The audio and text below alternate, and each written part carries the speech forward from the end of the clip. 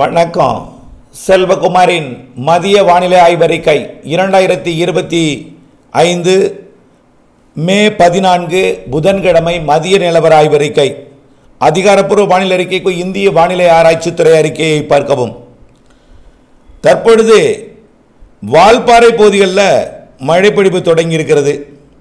அதே போல் தேனி மாவட்ட பகுதிகளிலையும் மழைப்பொழிவு தொடங்கி இருக்கிறது. தேனி மாவட்ட பகுதி மழையும் அப்படியே பரவலாகும். வால்பாறை பகுதி மழை பொள்ளாச்சி மற்றும் அதன் சுற்றுவட்டார பகுதிகளை நோக்கி முன்னேறும் வடக்கு நோக்கி. பழனி மற்றும் கொடைக்கானல் இடைப்பட்ட பகுதியிலையும் மழை தொடங்கியிருக்கு. அந்த மழைப்பொழிவு அமராவதி அணைக்கட்டு பகுதி, திருமூர்த்தி அணைக்கட்டு பகுதி மற்றும் உடுமலைப்பேட்டை தெற்கு பகுதிக்கு நகரும் என்று எதிர்பார்க்கப்படுகிறது உடனடியாக. அதே போல் நீலகிரி மாவட்டத்திலையும் மழைப்பொழிவு தொடங்கியிருக்கிறது. நீலகிரி மாவட்டத்தில் நல்ல கனமழை தொடங்கியிருக்கு. நீலகிரி மாவட்டத்தோட கூடலூர், பந்தலூர் உள்ளிட்ட மேற்கு பகுதி, முதுமலை, கூடலூர், பந்தலூர் மற்றும் பைக்காரா இந்த பகுதி மேற்கு பகுதிக்கு நல்ல மழைப்பொழிவு தொடங்கி இருக்கிறது. அடுத்தபடியாக ஈரோடு மாவட்டம் வடக்கு பகுதி சத்தியமங்கலம் மற்றும் பண்ணாரி, தாளவாடி இந்த பகுதியில் மழைப்பொழிவு தொடங்கியிருக்கு வனப்பகுதிகளில். இப்போது தலைப்புச் செய்தியாக பார்த்தோம்னா, வரக்கூடிய நாட்களில் இன்றிலிருந்து மழைப்பொழிவு படிப்படியாக அதிகரிக்கும். இந்த வார்த்தையை கேட்கும் பொழுது உங்களுக்கு சந்தேகமாக தான் தெரியும். வெயில் இப்படி அடிக்கிறதே, மழை மழை என்கிறீர்களே என்று. தலைகீழ் மாற்றம் ஏற்பட போகிறது. முன்கூட்டியே தொடங்கும் தென்மேற்கு பருவமழை நம்ம 30-31ஆம் தேதி சொல்லியிருந்தோம். இப்போ பார்த்தீங்கன்னா 26ஆம் தேதியே தொடங்கணும் போல இருக்கு. 26, 27, 28ஆம் தேதியை அரபிக்கடல்லையும் ஒரு காற்று சுழற்சி உருவாகணும்னு சொல்லியிருக்கிறோம். அது முன்கூட்டியே உருவாயிட்டுனா பருவமழை தொடங்குவதே கொஞ்சம் 30ஆம் தேதி கொண்டு போகணும்னு பார்த்தோம். ஆனால் சரியாக அந்த 26ஆம் தேதி 27ஆம் தேதி தொடங்கும் போல் தெரியுது. ஆக 26, 27 தேதிகளில் தொடங்கி அப்படியே பருவமழையை தொடக்கணும் போல் தெரிகிறது.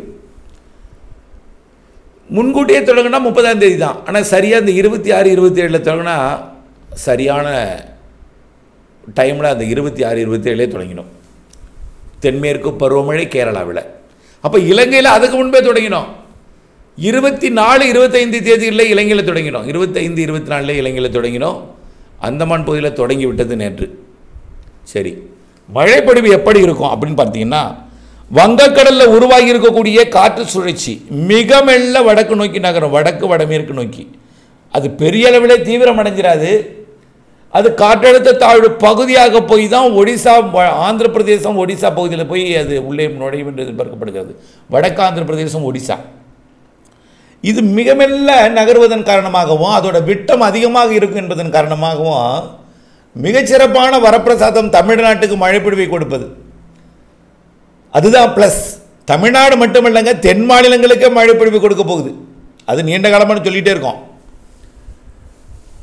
ஆக வடமேற்கு வெப்ப நீராவி தமிழ்நாட்டிலே கொண்டு வந்து குவிக்க போகிறது. எங்கிருந்து? பாகிஸ்தான் எல்லையோர பகுதியிலிருந்து உயரழுத்த காற்று நுழைய அங்கிருந்து வெப்பம் அடைந்து இப்போ காலை ஒரு 10 மணி 9 மணிக்கெல்லாம் தொடங்கிய மழை முதல்ல மழைப்பொழிவை தொடங்கும். அப்படியே கொஞ்சம் கொஞ்சமாக மாலை இதெல்லாம் அதிகாலை வந்து சேரும்.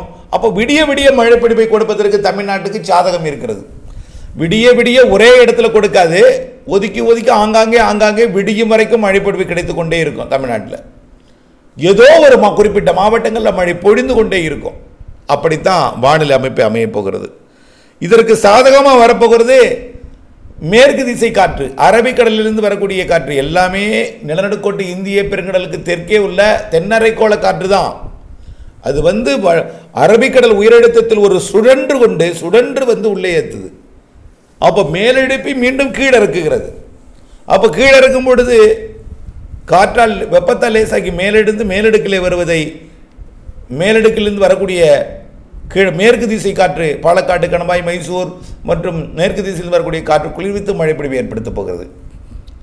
இதன் காரணமாகத்தான் மழைப்பொழிவு தற்பொழுது வால்பாறை, நீலகிரி, ஈரோடு மாவட்ட கர்நாடக எல்லையோரம் மழைப்பொழிவு இப்போ தொடங்கியிருக்கு. இதே போல் தினசரி இந்த இடத்துல தான் மழைப்பொழிவு தொடங்கும். நீலகிரி, ஈரோடு, வால்பாறை இங்கே தொடங்கும். அடுத்தது பார்த்திங்கன்னா ஈரோடு மாவட்டத்துக்கு வடக்கே கிருஷ்ணகிரி, தருமபுரி. இந்த ஆண்டு கிருஷ்ணகிரி, தருமபுரிக்கு மிகச்சிறப்பான டாப் ரெயின் இருக்குங்க.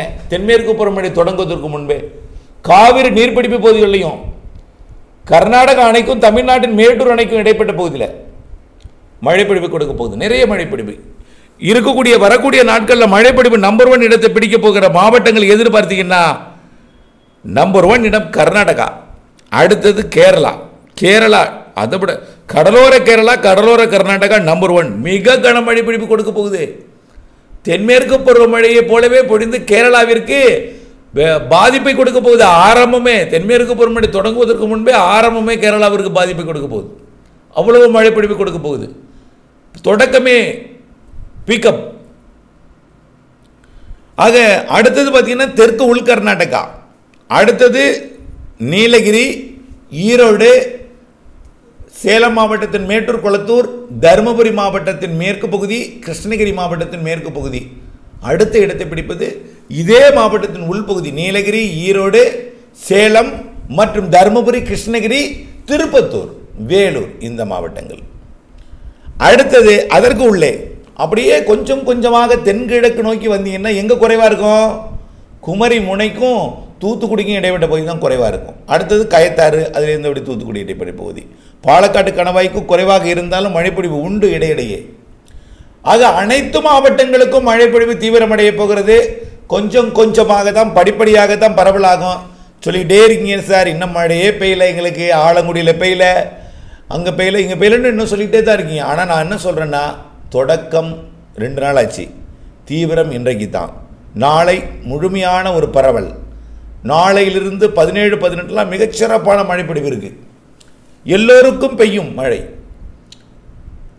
ஆகவே வரக்கூடிய 28ஆம் தேதி 29ஆம் தேதி தென்மேற்கு பருவமழை தொடங்கிய மழை தாங்க. தென்மேற்கு பருவமழை தொடங்கினாலும் இங்கே மழை இருக்கும். ஏன்னா தென்மேற்கு பருவமழையும் ஒரு மழை. தென்மேற்கு பருவமழையில் வரக்கூடிய காற்று குளிர்விக்கும் காற்று, வடமேற்கிலிருந்து வரக்கூடிய காற்று வெப்ப நீராவி எல்லாம் இணைந்து தமிழ்நாட்டில் தென்மேற்கு பருவமழை தொடங்கியும் மழை தான் பெய்யும். வெப்பச்சலன இடிமழை பிடிப்பு இருக்கும் தமிழ்நாட்டில். அப்படி அமைய போகிறது இந்த ஆண்டோட மழைப்பொழிவு என்று சொல்லிக்கொண்டே இருக்கிறேன். ஆகவே இன்றைக்கு எங்கெங்கெல்லாம் மழைப்பொழிவு தொடங்கி இருக்கிறதோ அங்கிருந்து அப்படியே கிழக்கு நோக்கி முன்னேறும். இன்னும் கிழக்கே ஆங்காங்கேயும் மழைப்பொழிவை தொடங்கும். இன்றைக்கு மாலை இரவில் இந்த மழைப்பொழிவு இன்றைக்கு கன்னியாகுமரி, திருநெல்வேலி, தென்காசி, விருதுநகர் மற்றும் தேனி, திண்டுக்கல், திருப்பூர், கோயம்புத்தூர், நீலகிரி, ஈரோடு, சேலம், தருமபுரி, கிருஷ்ணகிரி. அடுத்தது பார்த்தீங்கன்னா உள்ளேயும் தென் மாவட்டங்களின் உள்வேயும் மழைப்பொழிவு உண்டு. தூத்துக்குடி, விருதுநகர் உள்பகுதி, மதுரை, ராமநாதபுரம், சிவகங்கை இந்த மாவட்டங்களுக்கும். அதனைத் தொடர்ந்து திண்டுக்கல் உள்பகுதிகளுக்கும், சமவெளி பகுதிகளுக்கும், கரூருக்கும், திருப்பூர் வடக்கு பகுதிக்கும், ஈரோடு பரவலாகவும், நாமக்கலுக்கும் மழைப்பொழிவை தொடக்கும்.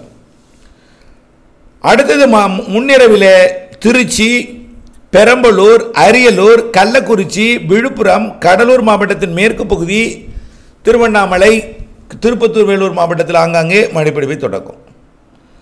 அதுக்கப்புறம் புதுக்கோட்டை, டெல்டா மாவட்டங்கள், தஞ்சாவூர், திருவாரூர், நாகப்பட்டினம். தஞ்சாவூர், திருவாரூர், நாகப்பட்டினத்துக்கு நேற்று கொஞ்சம் கனமழை எதிர்பார்த்துருந்தோம். ஆனால் கனமழை தெரியல, கொஞ்சம் மழை இருக்கும். நாளை தான் கனமழை தெரிகிறது.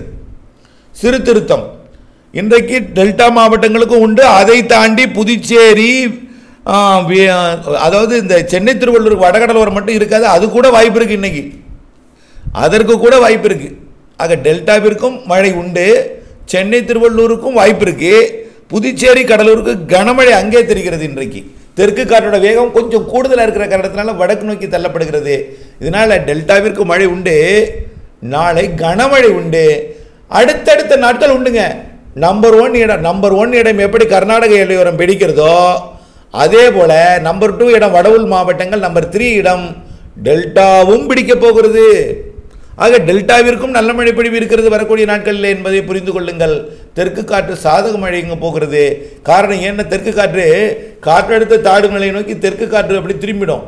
அதாவது நேரடியாக வேதாரண்யம் பகுதியில் போய் நுழைஞ்சி வடக்கு நோக்கி காற்று தள்ளாமல் காற்றழுத்த தாழ்வு பகுதியை நோக்கி காற்று திசை மாறும் என்பதனால் தெற்கு காற்றோட வேகம் குறையும். தெற்கு காற்று உண்டு, அதாவது வேகமாக இல்லாமல் அளவிலே மழை பொழிவிற்கு ஏற்ற ஒரு சாதக காற்றை கொடுக்கும். அதாவது வரக்கூடிய மழையை பின்னுக்கு தள்ளாமல் வரக்கூடிய மழையை வரவேற்கும் இதெல்லாம் மழை பொழிவை உண்டு பண்ணும் அளவில் சீரான ஒரு காற்று இருக்கும். இதனால் டெல்டாவின் கடலோரம் வரைக்கும் வரக்கூடிய நாட்கள் மழை உண்டு. 15 தீவிரம், 16, 17, 18 என்று தென்மேற்கு பருவமழை தொடங்கும் வரைக்கும் மழை உண்டு என்பதை தெரியப்படுத்த விரும்புகிறேன். நல்ல மழை காத்திருக்கிறது அனைத்து மாவட்டங்களுக்கும். எங்கள் மாவட்டம் உண்டா என்று கேட்டுவிடாதீர். எல்லா மாவட்டங்களுக்கும் உண்டு. தமிழ்நாட்டில் அனைத்து மாவட்டங்களுக்கும் உண்டு. காற்று பகுதிக்கு ஒதுக்குதலுடன் பொழியும். பிறகு அவ்வப்பொழுது வெவ்வேறு மணி நேரங்களிலே ஒதுக்கிய இடத்திலும் பொழியும். குறைவான மழைப்பிடிப்பு பொழிந்தாலும் அதுவும் ஒரு திருப்தியான மழைப்பிடிப்பை கொடுக்கும். காற்று பகுதி இல்லாத பிற பகுதிகளுக்கு எல்லாமே மிகச்சிறப்பான மழைப்பிடிப்பு, கனமழைப்பிடிப்பை கொடுக்க இருக்கிறது. நம்பர் 1 இடம் கேரள கடலோரம், கர்நாடக கடலோரம். 2ஆம் இடம் கேரளா, கர்நாடகா, தெற்கு கர்நாடகா. அடுத்த இடம் கர்நாடக எல்லையோர, கேரள எல்லையோர மாவட்டங்கள் என்று சொல்லி இருக்கிறோம். இப்படியே வட உள் மாவட்டங்கள், அடுத்தபடியாக டெல்டா வரைக்குமே நல்ல மழை. தென்கிழக்கே போக போக தூத்துக்குடி, திருநெல்வேலி கொஞ்சம் குறைவாக இருந்தாலும் கடலோரத்தில் அங்கேயும் நல்ல மழைப்பிடிப்பு, திருப்தியான மழைப்பிடிப்பு கொடுக்கும். இணைந்தே இருங்கள் அப்டேட்ஸுடன். நன்றி.